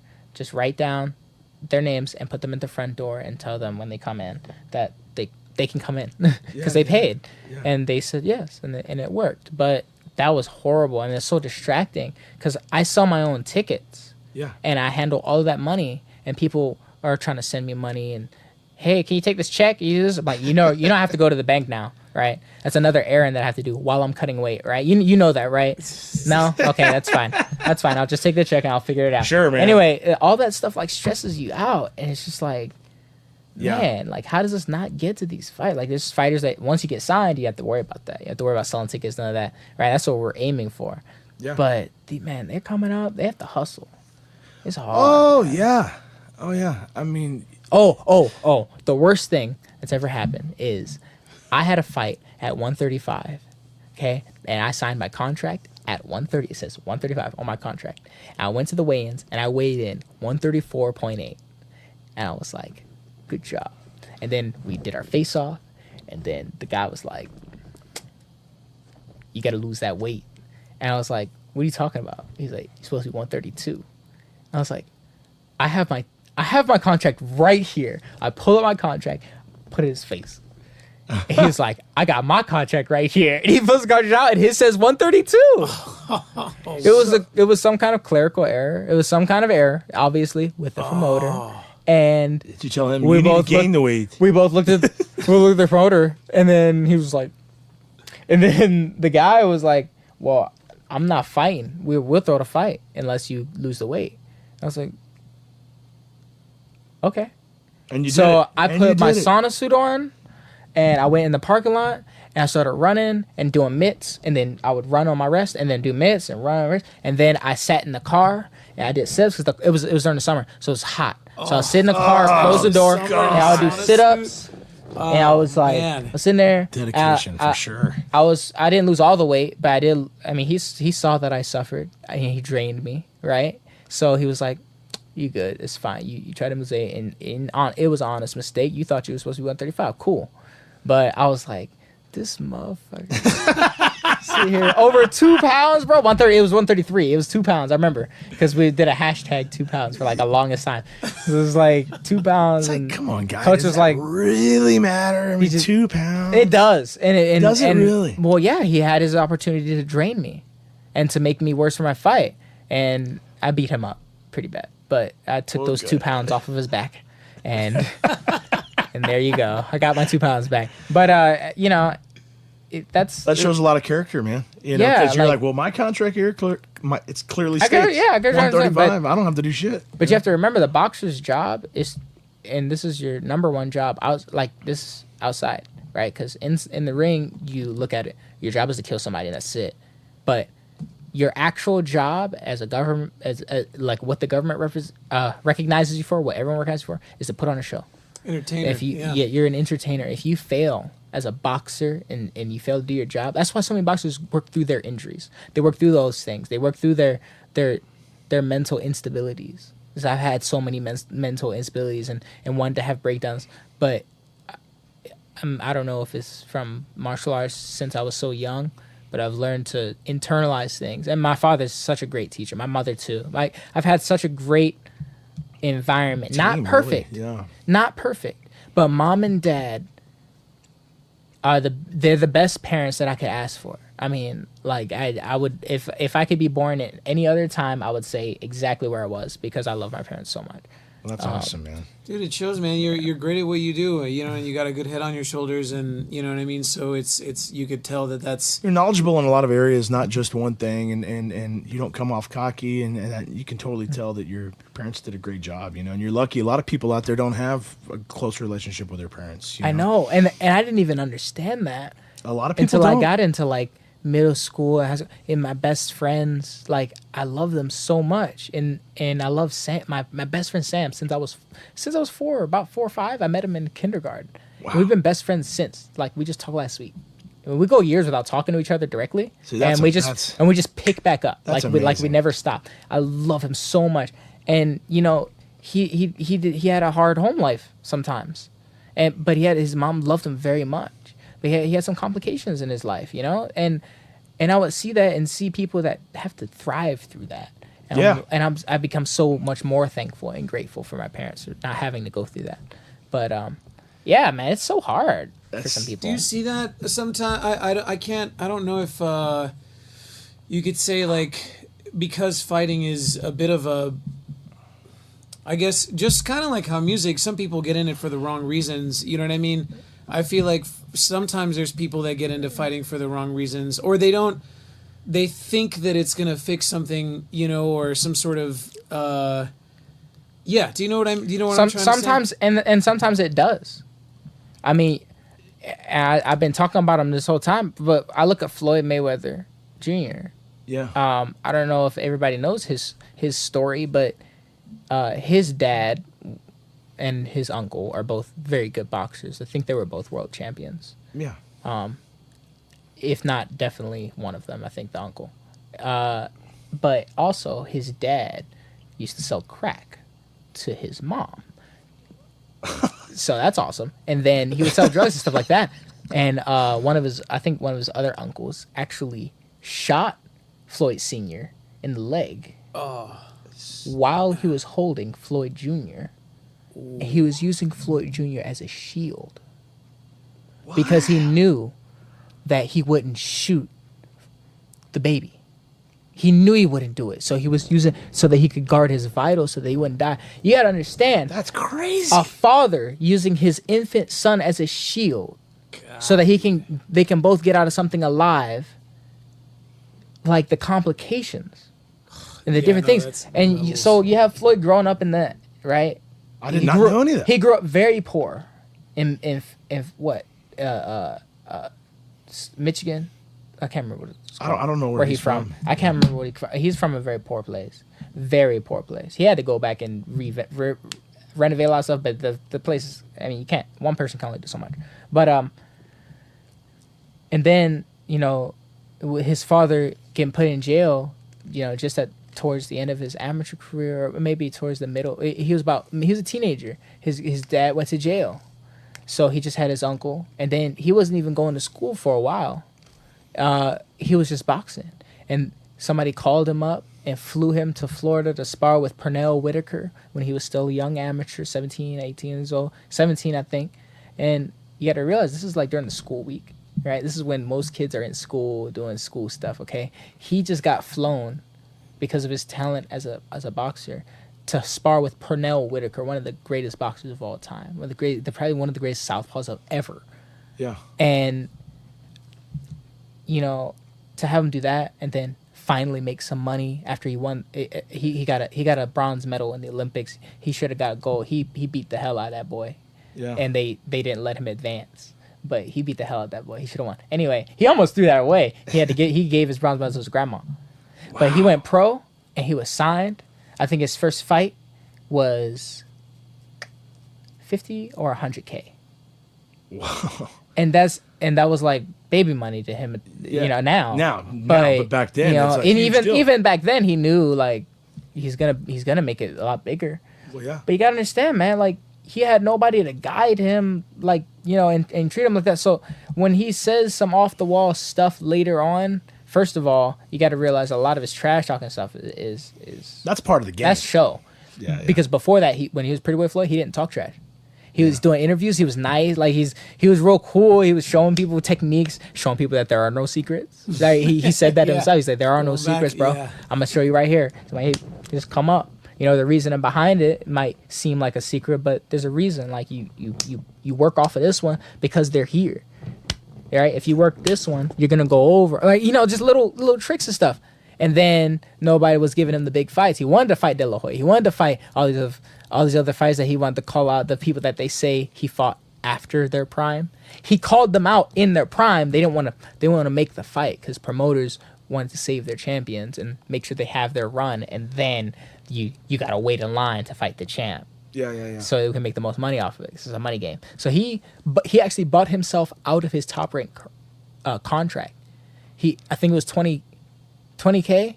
He paid 20K right on the spot to buy himself out of his contract, and he managed himself, and he became his own promoter because he said, well, if I talk shit, people will watch the fight, they'll generate the money, and we'll throw some money up for the first fight, and then we'll make it happen. He made the Oscar De La Hoya fight happen.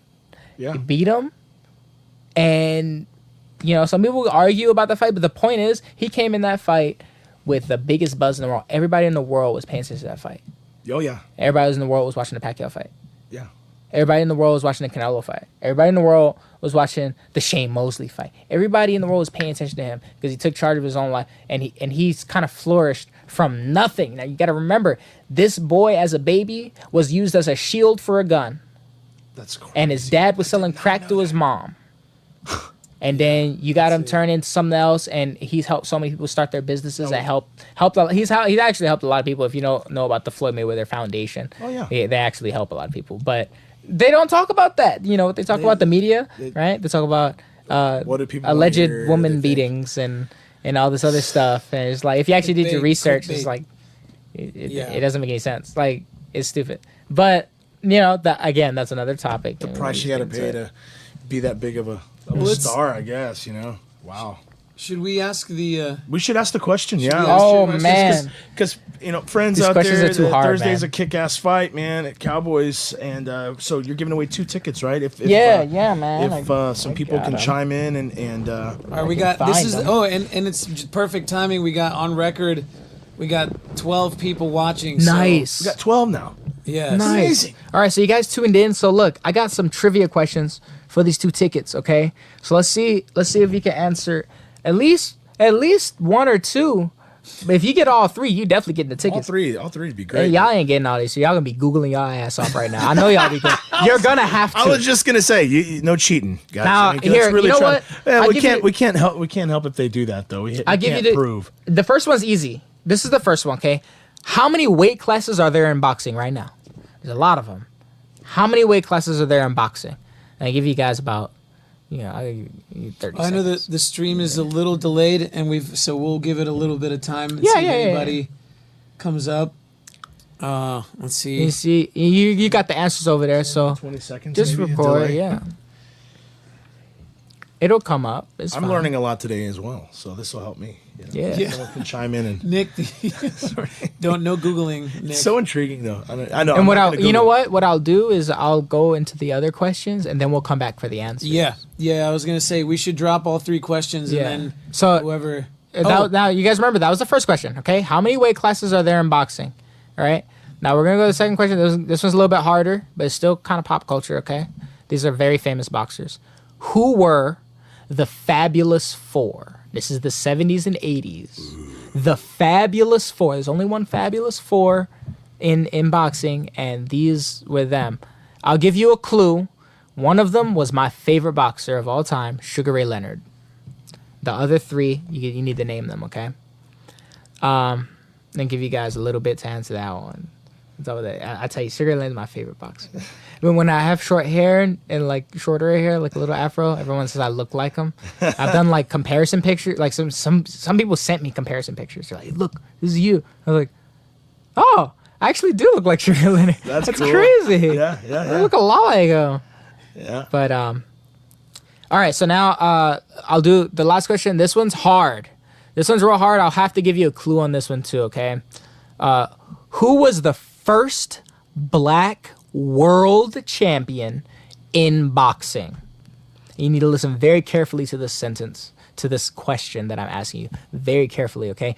Who was the first black world champion in boxing? I can give you a clue, okay? One thing, it's not Jack Johnson. All right, so if you say Jack Johnson, you're incorrect. I know, he's the first black heavyweight world champion.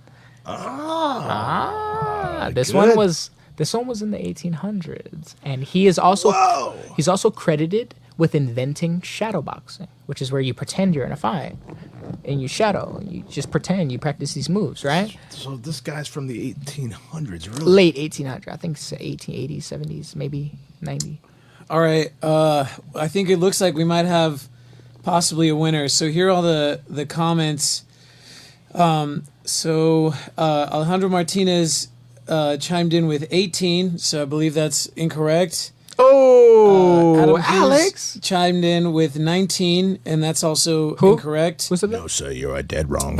Dustin Hesbrook chimed in with 17. Hey, Dustin got that one. He's got 1. By the way, Anthony Gonzalez says we play in DMC 5 after this. Absolutely. So I just beat.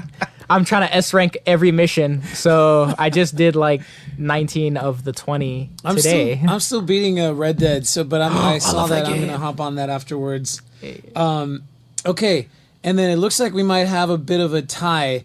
Dustin Hesbrook he mentioned the Fab Four: Hagler, Hearns, Duran, and Leonard. Yep. Okay, so Roberto he's got Duran, 2 points. Marvin Hagler, Tommy Hearns. And then Anthony Alvarado said Jack Johnson. Unfortunately, that one's wrong. Nope. Kate also said John Johnson, Arthur Johnson. That was his original name. Yes, he changed it to Jack. Okay, Yep. He's wrong. And then Alejandro Martinez said George Dixon. Hey, he got the hardest one, dude. And then and Dustin Hesbrook answered with Galveston Giant.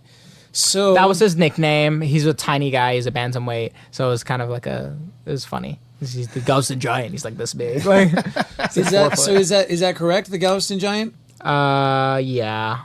Okay, so it looks like Dustin Hesbrook has all 3 correct. Yo, just Dustin. Now the thing with this is he can't make the fight. I know he's in Oklahoma. I know Dustin. So I mean, Alejandro technically he's second place. So. Yeah. And now I don't know if he can make it either. Now we'll see. If they can make it, then of course give them tickets. And if they cannot, then I'd like to give them a T-shirt. Dude, yeah. So just have them. And Dustin, message me, man, and then message me your address. Alex, you too. Just message me your address, and I'll try to get you a T-shirt. Word. So if you can make it, guys, chime in and let us know. And if for whatever reason Anthony Alvarado and Adam both attempted, so, and I mean, I guess ultimately the tickets will, so whoever can make it, maybe we can think of one more question towards the end. I was going to say, I guess while we're waiting on another, on one final response, I guess some advice, dude, for what would you say to like people that want to follow in your footsteps? It's sort of, you know, like they see fighting, they're maybe at the crossroads of whether they want to take it seriously. You know what I mean? Like, what would be the one thing that you could say to them that, you know, that I guess would have... Besides, don't get killed. Don't die. Don't die. Yeah. Don't die. Don't die. In the words of Street Fighter 4 world champion, he won Evo, and they asked him to do an interview after. His name is Infiltration, and he doesn't speak the best English, but he does know some English. They said, "What do you have to say to the fans, guys?" This is Evo, right, in Vegas, the biggest tournament in the world, thousands of people watching it. And he says, enjoy your game. Okay. Well, now, wait, let me break down like what that means. What that means, enjoy your game, like enjoy what you're doing, because it's fighting, right? You're gonna win and you're gonna lose, and you're gonna do bad and you're gonna do good in training, right? In the fight, in everything. You're a person and you have to express yourself. Enjoy yourself. Do whatever you want to do. I said this before, I say it again.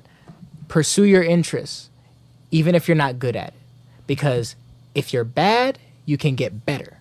But if you don't enjoy what you're doing, you're going to hate yourself. Okay? Exactly. And you're going to get depressed like I did. You know, I got real bad. I was in a real bad place. really? And then dropping out of college and being a very poor, I'm still a poor man. Very poor. I don't have a lot of money. I'm very wealthy in my friends and you guys and building and what you connections do. with people and Doing what you love. Yes, doing what I love is the biggest thing. I don't care how much money I get. Now, of course, you need money to survive. I get it, which is why I try to make some money somehow. Sure. I fight professionally. I totally, you know? I totally feel grind, if you stay on but that on can't the hit the path you're grind. on, man, you're gonna be great, man. You're I hope gonna get to so. that next level, you know, and I think you will, man. I think hope you will. so. This fight's a big breakthrough fight for me, okay? So my opponent is John Arellano, and he's 9-1 with 9 knockouts. Wow. Okay, I'm 10-1 with 1 knockout. Now, I'm going to talk some shit. Okay? All right. I don't talk shit, but when I do, it's because it's very true. Okay, now he's 9-1 with 9 knockouts. He's only fought one guy with a winning record. And the guys that everybody has fights, you know, that are easier when you're first starting because I'm learning on the job.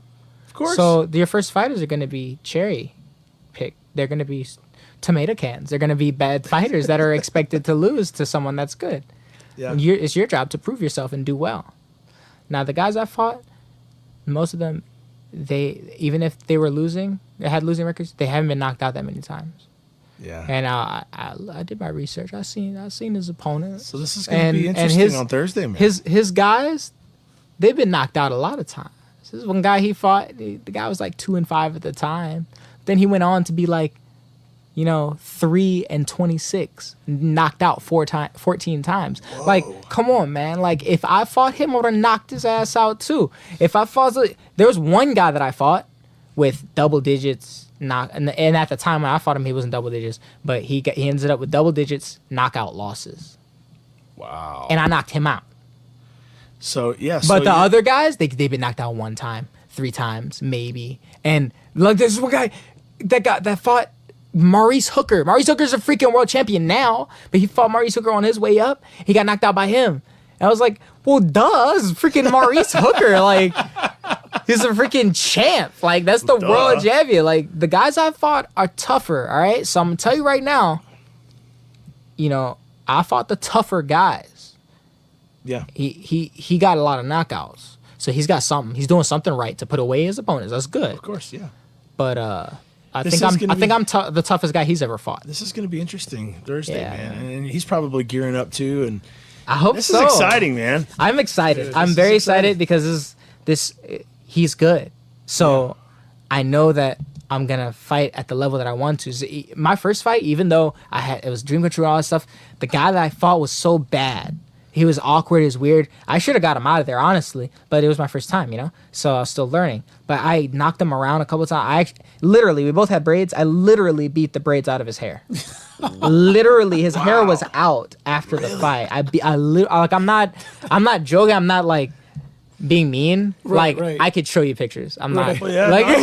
I believe it. But so like every person that fights honestly and expresses themselves, they want a good fight. They like the Saiyans on Dragon Ball, right? They live to fight. They love the challenge. They literally live for that. So Yeah. that's my thing. I'm excited. Well, so we're excited for you, man. Yeah, You know? man, for sure. And Man, if I'm gonna have to catch it on Fight Pass because I have to play that night. Oh, I know, dude. we all I know, work. I have to work too, And I know. but no, we're definitely gonna watch it. dude. And that's like the. I feel like that's part of the reason why we're trying to do this, just like as the podcast and everything, as well as to like have a chance to be able to like hang out outside of situations where like, because like Nick and I, a lot of our friends are musicians, and so like we can't ever watch tough to get out anybody and do play. things. Or go and like watch committed. anybody in action because we all work at the same Okay, do time. stuff. To the nightlife. yeah. I get you. And that's kind of similar with me. I teach at night. I teach when everybody gets off work. Yeah. So when everybody gets off work and they want to hang out, I'm like, well, I gotta teach other people going to today. work. Like Exactly. And then I fight, So Right, and fighting's an event that usually happens at night and all that. So, but dude, man, it's luck, dude. No luck needed, dude. You're fucking badass. I We're love so watching excited you for you, man. like train and Thank you guys, and all man. that. So I'm looking forward to what'll what'll happen on Thursday, man, for sure. me too. Dude, best of luck to you, and thanks for doing this with us, man. I mean, this is cool, and Yeah, it was my coach was like yelling at me. He's like, "Freaking cancel that shit! You don't need to. You should be training right now. I gotta train it. I gotta leave it." I was like, "Coach, I've been training all day. I'm gonna do. I need a little break." Like, you gotta be the people's champ. Okay, you gotta.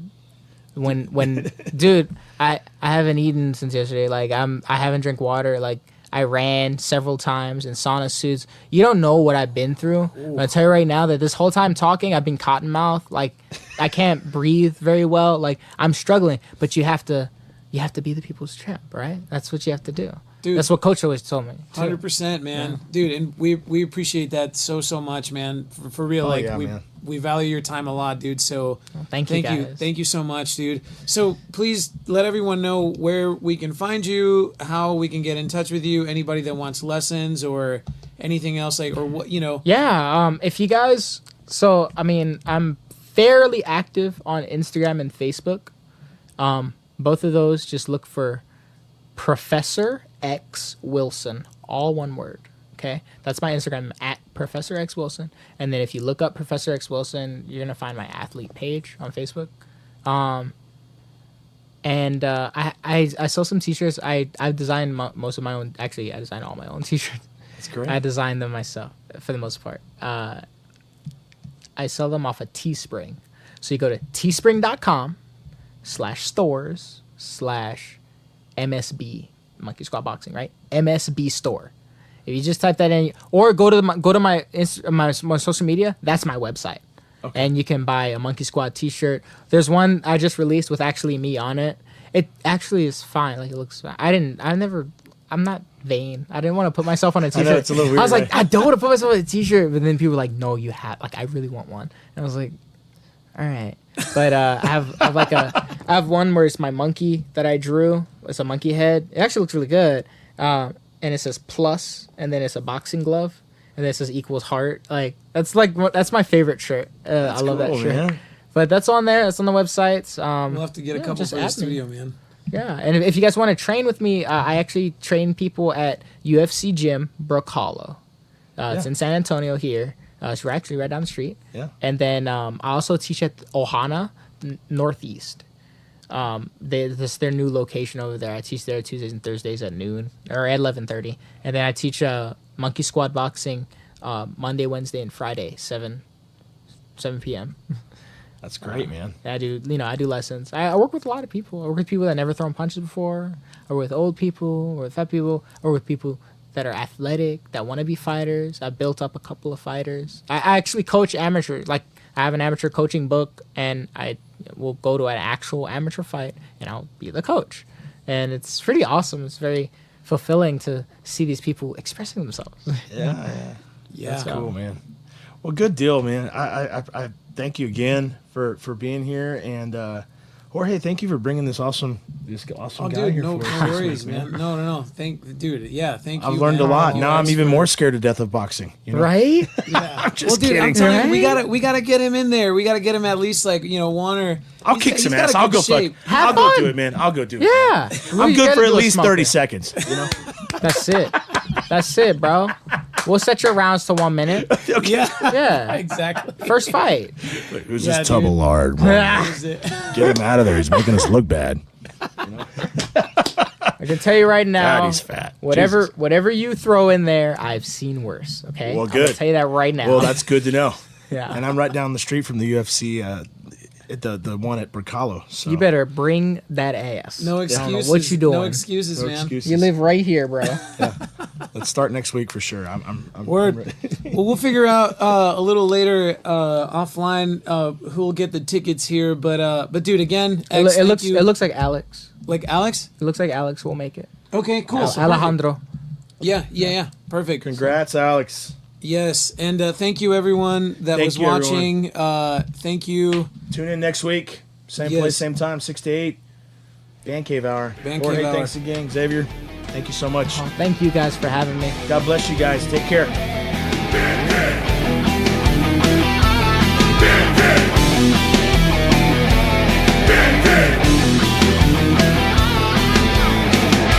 Ooh, me like Bandcave.